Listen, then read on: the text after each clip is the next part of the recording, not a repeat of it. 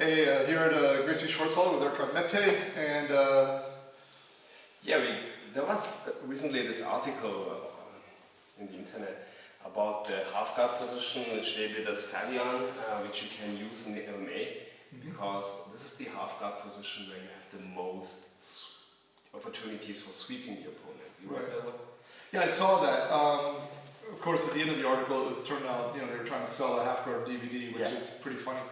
But some people sent me that and asked me my opinion about that, because often you'll hear that half guard is not very useful for MMA, and I think BJJ people who spend most sport BJJ people spend the majority of their guard training on half guard. So it's always one of those where you're trying to rationalize the time you spent. Okay, so it's a really good topic, and it's a little bit like, though, every time, for instance, Damian Maia would win MMA, you would see all these guys at the sport BJJ school saying, that's what we do. And it absolutely is not what you do. Right? His Jiu-Jitsu is very different than the majority of Jiu-Jitsu that is practiced these days. Right? So, they're playing with the stats a little bit, which we'll cover. And it's obviously they want to make people who already spend most of their time doing half guard, give them a reason to say, no, this would be useful in a fight.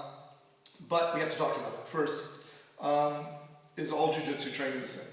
So if you never learn takedowns, and you never learn how to stop a punch, you never learn how to get the clinch against somebody punching you, you never learn how to control a big strong guy, you only play guard.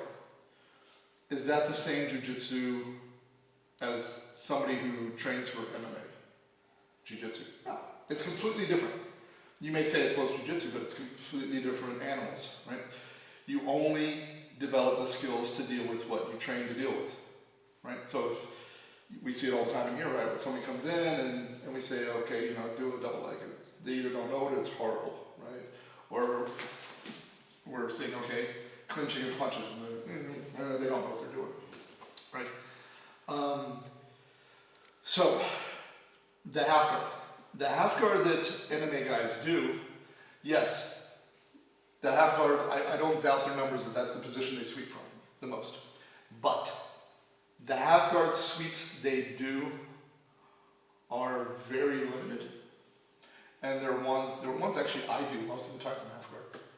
And they're not ones that I see a lot of people doing. Some people do, but not a lot. So what I mean by this is half guard. Most schools, it's funny, I've seen a lot of schools say never even play this anymore. You always have to play a knee shield half guard. Right? Because this is a hard guard to pass, right? And I can keep your weight off me. But what position are you in? Punching distance. Yes. So if I'm doing this in MMA, I'm going to be eating punches, right? What do we talk about self-defense? We want to be either very far away or very close. Yeah. So if I'm in half guard and I'm here, that's a whole different animal, right? Now, this is the game you see. Guys come up and they wrestle for single legs and everything. This is what Damian Maia does. When he goes to half guard, he's immediately coming up into this wrestling position. Okay? What he's not doing is here, playing all kinds of stuff like this. That's sport, right? And it's not bad, right? And even a lot of guys, they go, well, there's no way you're going to get to this without doing this first. One, I get there all the time without having to do it. Two, there's no way you're going to play this if somebody's trying to punch you in the face. That's right. Right? I'd rather have the guy completely control me here than to give him the space, right? Because if he's here, I can at least start to go to guard. So, the half guard sweeps, I bet if they did do the numbers, the half guard sweeps they do are all going to be guys wrestling up to that single leg, wrestling up to the waist control, right? Because once they get there, they're going to go there. But, let's talk about they're playing with the stats a little bit, okay? Because you sweep more, let's say you sweep more in MMA from half guard than you do from close guard. Does that mean half guard is a better guard? No. Here's the thing. What do you think most people who are doing close guard are doing. And when you see somebody go to close guard, what are they doing in MMA most of the time? What are they trying to do? They clinch. They're defending punches. Yeah. Are they doing submissions? What do you see? You see a lot of arm locks, triangles, right? Most of the submissions you see come from close guard or some variation, or they're giving to their feet. Yes. Right? They're not focused on sweeping from close guard. Right? So you're kind of just basing it off one statistic. Right? Now, why do many MMA coaches say that playing half guard bottom is not a great position? Right? It's because when you pass my half guard, for instance, you're in side control, nominally better position. Are my hips free? Yep. Yep. When you sit here on my leg, can I get up and get away? No. You're sitting on my leg, right? It's very hard for me to get up to my feet. But if I'm here, right, and you start to pull away to punch and everything, I can get up because my legs are free, right? It's easier for me to control punches from close guard, right? It's easier for me to set up submissions from close guard. So I bet if you study the stats, how often do you see submissions and stand-ups from half guard versus close guard? The other major guard you're going to see in MMA, you don't see, how often do you see daily Eva, worm guard, reverse, never, right? And yet most schools will spend a predominant amount of time on those guards, right? I've had people tell me, butterfly is outdated, don't use it. How often do you see butterfly in MMA still? A lot. Yeah, a lot, yeah. Right? Why? Right? I can lift the guy and get back to my feet, even easier than close guard. I can clinch to stuff punches. So the butterfly is the same thing, right? You're going to use it to push the guy away. When I say close guard, I mean any version. This is close guard, right? Foot on the hip, here. Okay, he starts to stand up, right? Here, right? So what I'm saying is, the different guards fulfill different functions, right? Yeah, you maybe get more sweeps from half guard, but you stuff more punches. You're able to control the amount of damage done from close guard. You're able to get the back of your feet from close guard, butterfly guard more easily, right?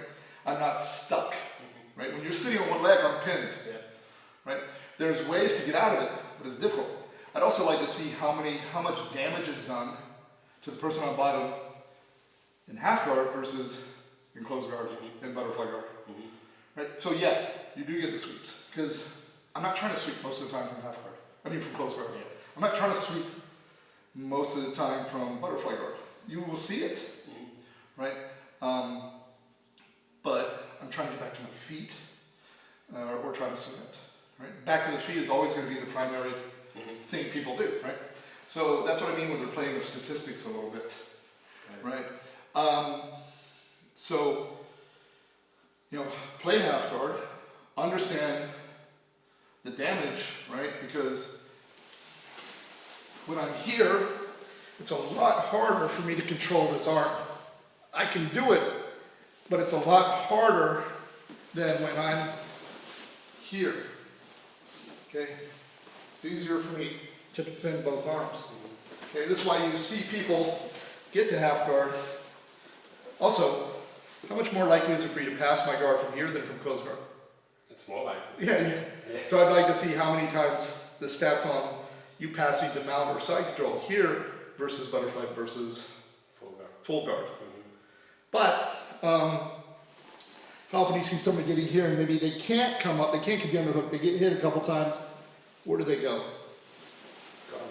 Guard. They're not going to go, you're not going to see a lot of daily Eva, which I kind of consider a half guard, it's one leg in the middle. You're not going to see, a lot of knee shield guard. You're not going to see a lot of, half spider type things. All the things that most people will tell you are the guards you have to play now, right? It's really, watching, and I'm not saying MMA is fighting, or is the same as street fighting, but it's much closer, because we're dealing with more weapons. But, see what gets stripped away. See what is essential. It's like I remember somebody, when I was in North Carolina, somebody used to make fun of me saying that nobody does guillotines anymore. right? And I'm pretty sure it's nobody I ever rolled with. And they wouldn't, the person who told me this said they won't tell me, they said not to tell you who they are. And it's because I'm pretty sure the person only did gi jujitsu. And certainly modern gi jujitsu, which is based off of us being very far away from each other. You standing and passing outside, me here. So yeah, we're very far away. Yeah. It's very hard for me to guillotine you. That's right. What happens when punches start flying? I'm very close to you. Right. What happens if you're just doing this here, and this is in MMA? What am I going to do? You or me? Me. Push me away. And get up, right? Yes. So how are you going to stop me doing that? Going close to us. Yeah. Even here, you don't have pant legs to hold on to. It's That's very right. hard. What are you going to do? I go in. Yeah, you're going to close it, and it's going to be easier for me to guillotine you. It's going to be easier for you to guillotine me. So that's why you still see it very often in MMA, because I can't control you, and also I can't just assume that you're going to play the game and lay on your back if I give you a lot of space. You're going to get up. Yeah. So I got to close in. I got to control you, which brings my head closer, which brings things in. So, you see what gets stripped away, right? So, again, I'm not saying don't practice half guard. Of course, practice half guard. Learn all the half guards, right? We practice a lot of half guard recently. Yeah, because if you're rolling with anybody halfway your level, you're probably going to spend time in half guard. Yep. They're not going to just pass all the way to side control right away, and I'm not just going to recompose or, be able to get to where I want to without kind of going through this middle ground. But, if you want to you have to understand what each guard is. Something I preach all the time. You have to understand what the strength of each guard is. Okay, I play a lot of butterfly because I always think of fighting. And from butterfly guard, I can always clinch, which means I can make it hard for him to hit me. I stay close. I can get to my feet. I can sweep, both of which mean I can be on top if I want or get away. Right? This kind of game is not bad, but it's like I gotta have a lot more grip strength than I do. It's much harder for me to get up, right? My submissions are a little bit farther away. Okay, it does have good sweeping opportunity, and it can be very hard to pass. So that's the pros of that, right? So every guard has its pros and cons. But to say that just because one guard is best at X means that it's better than all the other guards is not really understanding Jiu-Jitsu.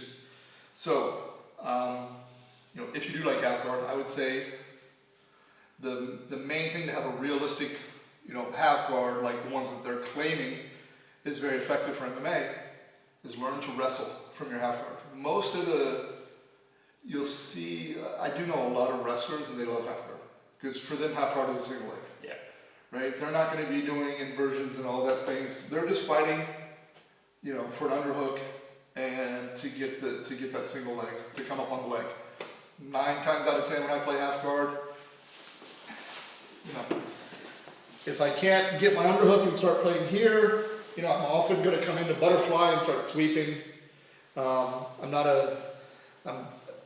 not really comfortable with this. I feel like it's too much of a just defensive situation where I'm just stopping you, right? So, I can go here, but I personally will just underhook me. Yeah. See, I don't feel like I have to do that as much. And again, I'm not trying to hang out there and play this game because it only takes 1 or 2 punches before, your stupidity level goes really high. Again, it comes down to the article was meant to sell a DVD. And if you want to buy the DVD, whatever it was, of course. But, be careful, something I preach all the time in class. You've heard me say this all the time. What is the best technique? There is no best technique. It depends on the scenario, right? The takedown that might work best in BJEE is different than the takedown that might work best in wrestling, is different than the takedown that might work best in MMA, which is different than the technique takedown that might work best in military or police combatives, which is the best technique might be different than your 50-year-old accountant and you're on the street and you need to take somebody down, okay? A technique that might work well for, jacked up Gordon Ryan is not the same technique that would work well for, a housewife that needs to learn to defend herself. They're both good, you have to understand the realities of the environment that technique is working within. So, half guard in MMA, you see Damian Maya do it. Honestly, I wonder how many of those sweeps they're counting are just Damian Maya or various wrestlers doing it versus, actual sport BJJ guys doing it. So anyway, yeah, I saw the article, and hopefully anybody who was asking about that can kind of help on that opinion. Do you have any questions about it? Or? No, I'm fine with that. Yeah. All right, cool. Thanks, guys. Thank you.